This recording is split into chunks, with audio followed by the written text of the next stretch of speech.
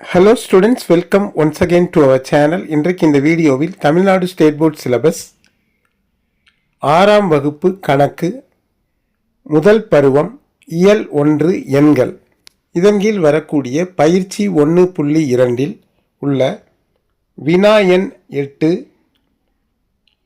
வினா எண் 9 மற்றும் புறவய வினாக்கள் அதில் உள்ள வினா எண் 10, வினா எண் 11 மற்றும் வினா எண் 12 ஆகிய வினாக்களை குறித்து நாம் தெளிவாக பார்க்க இருக்கிறோம். இதற்கான விடைகள் தெளிவான விளக்கத்துடன் அடுத்த ஸ்லைடில் வருகின்றன. பயிற்சி 1.2 வினா எண் 8. இந்த வினா எண் 8 பார்க்க போகிறோம். அஞ்சலக குறியீட்டு எண் 6 இலக்கங்களை கொண்டது. இதன் முதல் 3 இலக்க எண்கள் 6, 3 மற்றும் 1 ஆகும். இப்போ இதோடைய அர்த்தம் என்னென்னா, ஒரு போஸ்டல் இண்டெக்ஸ் நம்பர் அஞ்சலக குறியீட்டு எண் ஒன்று கொடுத்துருக்குறாங்க. அது அதில் 6 டிஜிட்ஸ் 6 டிஜிட்ஸ் இருக்குது. 6 இலக்கங்களை கொண்ட எண் தான் அது. ஆனால் அந்த கணக்கில் என்ன சொல்கிறாங்கன்னா, அந்த 6 இலக்கங்களில் முதல் 3 இலக்கங்களை அவங்களே கொடுத்துட்டாங்க. அது என்னென்னா 6, 3 மற்றும் 1 அப்படின்னா என்ன, அதன் முதல் 3 இலக்கங்கள் 631, 6, 3, 1 இது ஃபிக்ஸடு, இது மாறாது. மேலும் 0, 3 மற்றும் 6 என்ற 3 இலக்கங்களை ஒரு முறை மட்டுமே பயன்படுத்தி மிக பெரிய மற்றும் மிக சிறிய அஞ்சலக குறியீட்டு எண்களை அமைக்க. அதாவது முதல் 3 இலக்கங்களை அவங்களே கொடுத்துட்டாங்க. அதுபோக இன்னொரு 3 டிஜிட்ஸ் 3 இலக்கங்களை அவங்க தர்றாங்க. அதை நம்ம எப்படி வேணாலும் மாற்றி எழுதி ஒரு 2 எண்களை உருவாக்கணும். அதில் ஒரு எண் எப்படி இருக்கணும்னா மிக பெரிய எண்ணாக இருக்கணும், மற்றொரு எண் மிகச் சிறிய எண்ணாக இருக்கணும். ஆக நம்ம மிகப்பெரிய அஞ்சலக குறியீட்டு எண்ணையும் கண்டுபிடிக்கணும், மிகச் சிறிய அஞ்சலக குறியீட்டு எண்ணையும் கண்டுபிடிக்கணும். இப்போ அதை எப்படின்னு பார்க்கலாம். விடை முதல் 3 இலக்க எண்கள் அவங்களே கொடுத்துட்டாங்க. அது என்னென்னா 6, 3, 1 இது ஃபிக்ஸடு, இது மாறாது. இப்போ அவங்க கொடுத்துருக்கிற மற்ற 3 இலக்கங்கள் என்னென்னு பார்த்தோன்னா 0, 3, 6. ஃபஸ்ட்டு இந்த 0, 3, 6 என்ற இலக்கங்களை இறங்கு வரிசையில் இறங்கு வரிசையில் எழுதுவோம். இறங்கு வரிசைனா என்ன, பெரிய நம்பர்லேருந்து சின்ன நம்பருக்கு எழுதுறதுக்கு பேர் தான் இறங்கு வரிசை. அப்படி எழுதுனா நமக்கு மிகப்பெரிய எண் கிடைக்கும். அப்போ இறங்கு வரிசையில் எழுதுனா 6, அதை விட சின்னது 3, அதை விட சின்னது 0. அப்போ 6, 3, 0ன்ற வரிசையில் எழுதிட்டோம். இப்போ அந்த ஏற்கனவே அவங்க கொடுத்துருக்கிற அந்த 631க்கு பின்னால் இந்த 6, 3, 0வை எழுதிட்டோன்னா நமக்கு மிகப்பெரிய எண் கிடச்சிரும். தேர்ஃபோர் மிகப்பெரிய எண், இதுதான் மிகப்பெரிய எண். அடுத்து அவங்க கொடுத்துருக்கிற அந்த 0, 3, 6ஐ ஏறு வரிசையில் எழுத. எப்பயுமே ஒரு இலக்கங்களை ஏறு வரிசையில் எழுதினோம்னா நமக்கு மிகச்சிறிய எண் கிடைக்கும். அப்போ ஏறு வரிசையில் எழுதுனா எப்படி எழுதலாம், 0 தான் இருக்கிறதுலே சின்ன நம்பர், அதை எழுதியாச்சு. அதை விட பெருசு 3, அதை விட பெருசு 6, 0, 3, 6ன்னு எழுதியாச்சு. இப்போ இந்த 3 இலக்கங்களை அந்த 631க்கு பின்னால் எழுதினோம்னா நமக்கு மிகச்சிறிய எண் கிடச்சிரும். தேர்ஃபோர் மிகச்சிறிய எண் 631, 0, 3, 6. நம்ம விடை எழுதிடலாம். மிகப்பெரிய அஞ்சலக குறியீட்டு எண் என்னது, 631, 630. மிகச்சிறிய அஞ்சலக குறியீட்டு எண் 631, 036. அடுத்து வினா எண் 9. தமிழ்நாட்டில் உள்ள மலைகளின் உயரங்கள் கீழே கொடுக்கப்பட்டுள்ளன. இப்போ ஒரு சின்ன அட்டவணை கொடுத்துருக்குறாங்க. வரிசை எண், மலைகள், உயரம் மீட்டரில் கொடுத்துருக்குறாங்க. 1 தொட்டபெட்டா 2637 மீட்டர். 2 மகேந்திரகிரி 1647 மீட்டர். 3 ஆனைமுடி 2695 மீட்டர். 4 வெள்ளியங்கிரி 1778 மீட்டர். இப்போ இந்த டேட்டாவை பயன்படுத்தி 3 கொஸ்டின் கேட்குறாங்க. 1 மேற்கண்ட மலைகளில் உயரமான மலை எது? 2 உயரத்தை கொண்டு மலைகளின் பெயர்களை மிக பெரியதிலிருந்து சிறியது வரை வரிசைப்படுத்தி எழுதவும். 3. ஆனைமுடி மற்றும் மகேந்திரகிரி ஆகிய மலைகளின் உயரங்களின் வேறுபாடு என்ன? இந்த 2 மலைகளினுடைய உயரங்களுக்கு இடையில உள்ள வேறுபாடு கேட்குறாங்க. அப்போ என்ன செய்யணும்னா, உயரமான மலையினுடைய அந்த உயரத்திலிருந்து அதாவது இந்த 2 மலைகளின் உயரங்களே பெரியதுலேருந்து சின்னதை கழித்து எழுதணும். இப்போ நம்ம விடையை பார்க்கலாம். இப்போ நீங்கள் அட்டவணையை பார்த்துருப்பீங்க. அதில் மேற்கண்ட மலைகளில் உயரமான மலை எதுனா அது ஆனைமுடி தான். அந்த 4 மலைகளிலேயே அதிக உயரத்தை கொண்டது ஆனைமுடி, 2695 மீட்டர். இப்போ 2வது கேள்வி என்ன கேட்டிருந்தாங்கன்னா, உயரத்தை கொண்டு மலைகளின் பெயர்களை மிக பெரியதிலிருந்து சிறியது வரை வரிசைப்படுத்தி எழுதவும். அப்போ அந்த 4 மலைகளில் மிக உயரமானது ஆனைமுடி, 2695 மீட்டர், அதை ஃபஸ்ட்டு எழுதியாச்சு. அதுக்கடுத்து உயரமானது தொட்டபெட்டா, 2637 மீட்டர், அதை எழுதியாச்சு. அதுக்கடுத்து உயரமான மலை வெள்ளியங்கிரி, 1778 மீட்டர், அதை எழுதியாச்சு.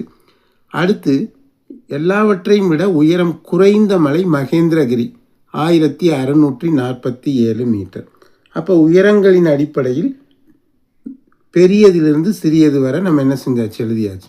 இப்போ 3வது கேள்வி, ஆனைமுடி மற்றும் மகேந்திரகிரி ஆகிய மலைகளின் உயரங்களின் வேறுபாடு என்ன? அப்போ ஆனைமுடி அதனுடைய உயரத்தை எழுதியாச்சு, 2695 மீட்டர். மகேந்திரகிரி 1647 மீட்டர். இப்போ இதிலிருந்து இதை என்ன செய்யணும், நம்ம கழிக்கணும், சப்ட்ராக்ட் பண்ணணும். அப்போ 5ல் 7 போகாது, அதனால் 9லேருந்து 1 பாரோ பண்ணோம்னா 15000. இங்கே 9 8000.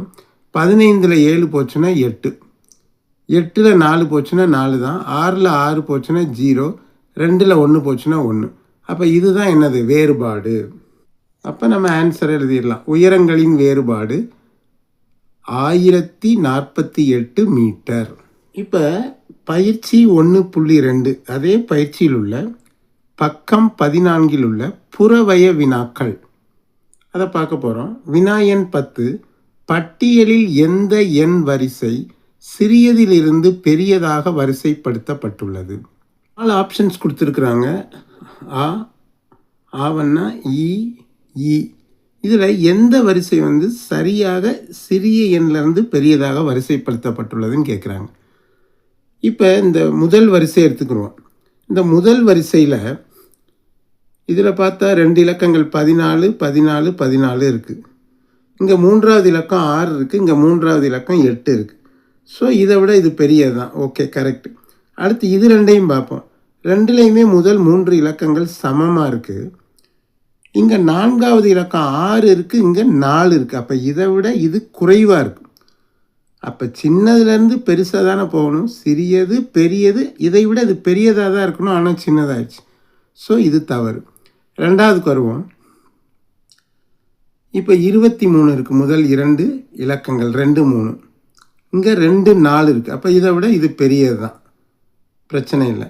ஆனால் இதை விட இது பெரியதான்னு பார்த்தோன்னா இங்கே 2வது இலக்கம் 4 இருக்குது, இங்கே 2வது இலக்கம் 2 தான் இருக்குது. அப்போ இதை விட இது சிறியதாகிடுச்சு. அப்போ சிறியதிலிருந்து பெரியதாக ஏறு வரிசையில் இது இல்லை. இப்போ 3வது வரிசைக்கு வருவோம். இப்போ இங்கேயும் இங்கேயும் பார்த்தோன்னா இது 2லையுமே முதல் 4 இலக்கங்கள் சமமாக இருக்குது, சேமாக இருக்குது. 1 3 4 2, 1 3 4 2. 5வது இலக்கமும் சமமாக தான் இருக்குது.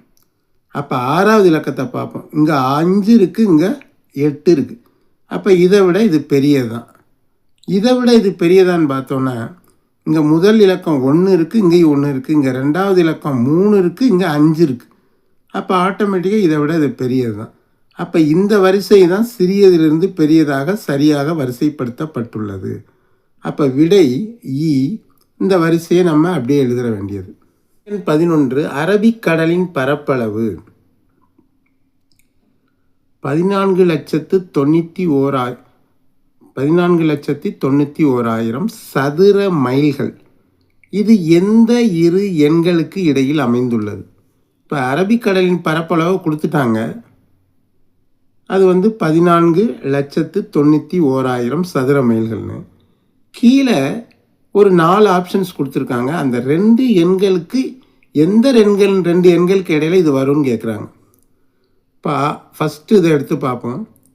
1489, இங்கே 1492.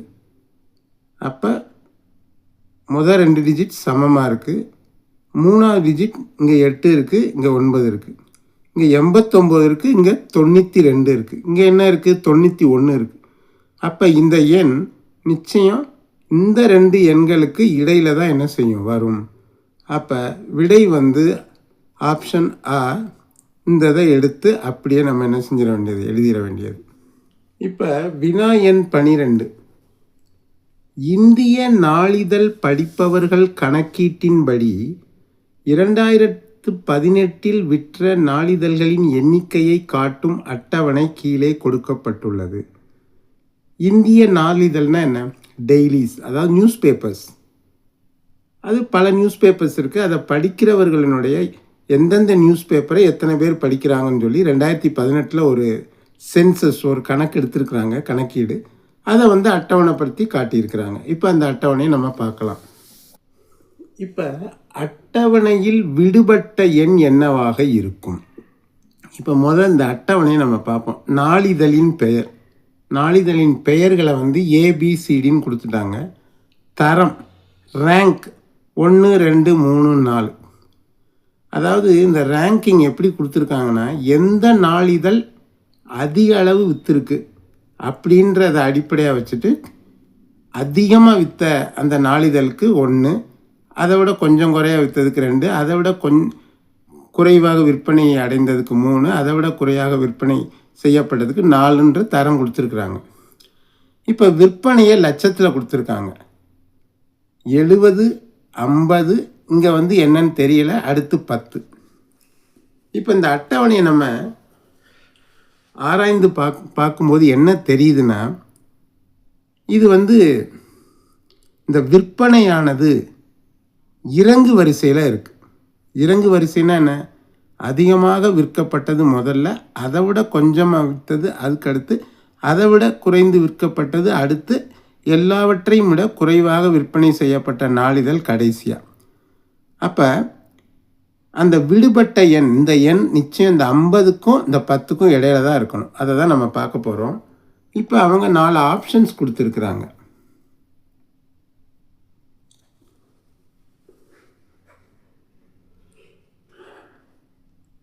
இங்கே அ 8, ஆ 52, இ 77, இ 26. இப்போ 8 இது 2க்கும் இடையில வராது. 10க்கு கீழே போயிடும். 52 இது 2க்கு இடையில வராது, ஏன்னா அது 50க்கு மேலே போயிடும். 77 நிச்சயம் 50க்கும் 10க்கும் இடையில வரவே வராது. இப்போ எது வரும்னா இந்த 26 தான் 50க்கும் 10க்கும் இடைப்பட்ட எண்ணாக வரும். ஸோ அதுதான் விடை. விடை இ 26.